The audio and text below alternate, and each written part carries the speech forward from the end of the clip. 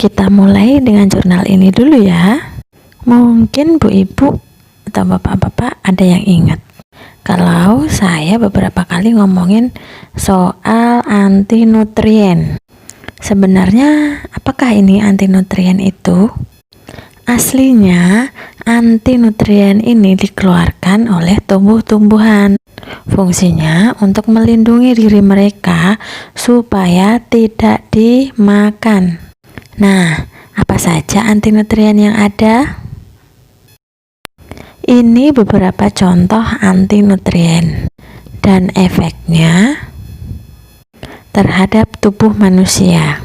Misalnya nih, Vitat bisa menghambat penyerapan kalsium dan zat besi. Oksalat bisa menghambat penyerapan kalsium dan meningkatkan resiko pembentukan batu ginjal dan seterusnya. Sebetulnya ada banyak jurnal yang sudah meneliti mengenai anti nutrien. Seperti ini nih. Ini nih jurnalnya. Kita fokus kepada anti nutrien yang menghambat penyerapan zat besi, zinc atau seng. Saya zoom in nih ya, kalau nggak kebaca.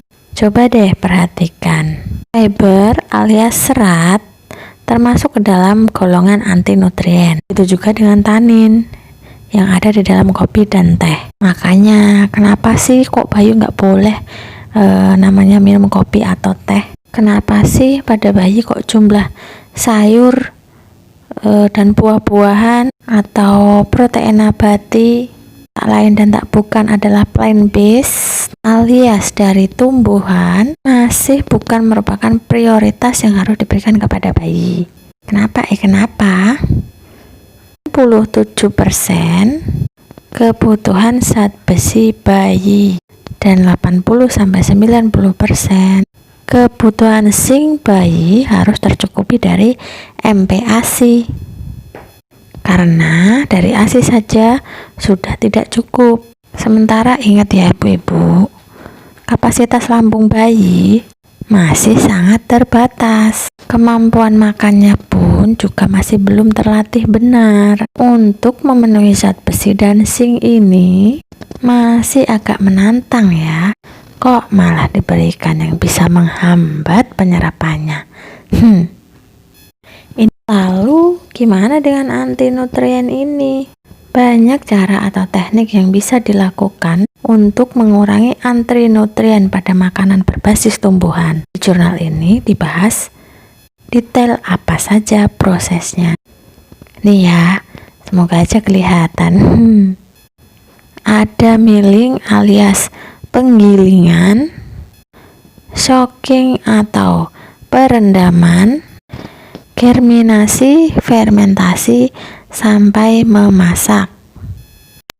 Di jurnal 2020 ini direview juga mengenai teknik-teknik untuk mengurangi anti nutrien.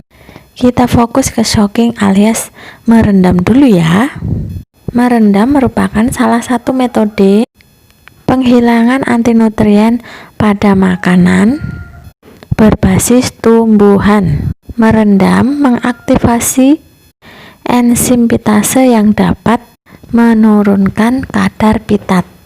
Penelitian bahkan merekomendasikan untuk gandum atau barley direndam selama 12-24 jam sebelum dimasak. Lalu bagaimana dengan beras? Di jurnal yang sama ditunjukkan bahwa kandungan anti nutrien pada beras adalah polifenol dan fatty acid. Coba deh kita lihat website FAO atau Organisasi Makanan dan Agrikultur mengenai beras. Tabel ini menunjukkan berapa banyak zat nutrisi yang hilang akibat dicuci terlalu lama atau dimasak dalam air yang berlebih. Vitamin yang larut air hilang banyak akhirnya. Apalagi kalau direndam terlalu lama ya. Karena jurnal-jurnal yang sudah saya sampaikan kebanyakan dari luar negeri, mari kita coba cari jurnal-jurnal yang dari Indonesia. Ternyata ada dong SNI-nya untuk si beras ini. Beras yang dikonsumsi sehari-hari adalah beras putih atau beras soso atau beras giling. Oh ya, tadi masih ingat nggak cara ngilangin anti nutrien pada beras? Adalah dengan cara milling atau penggilingan. Beras ini berasal dari gabah yang dibuang sekamnya, kemudian terus disosok buat menghilangkan lapisan aleuron sehingga warnanya jadi putih, nggak coklat. Apa sih lapisan aleuron itu? Ini adalah bagian luar dari endosperm dari beras. Senyawa anti nutrien pada beras ya terdapat di lapisan ini yang warnanya kecoklatan. Derajat sosok diatur dalam SNI beras ini. Semakin tinggi derajat sosok, tidak ada kandungan lapisan aleuron lagi. Artinya ya anti nutriennya pun tak ada lagi. Jadi beras putih bisa dibilang relatif tak mengandung senyawa anti nutrien. Bagaimana dengan beras yang warnanya tidak putih? Ada banyak ya, coklat, merah, bahkan hitam. Ini merupakan beras yang tidak disosok, sehingga kadar anti nutriennya tinggi.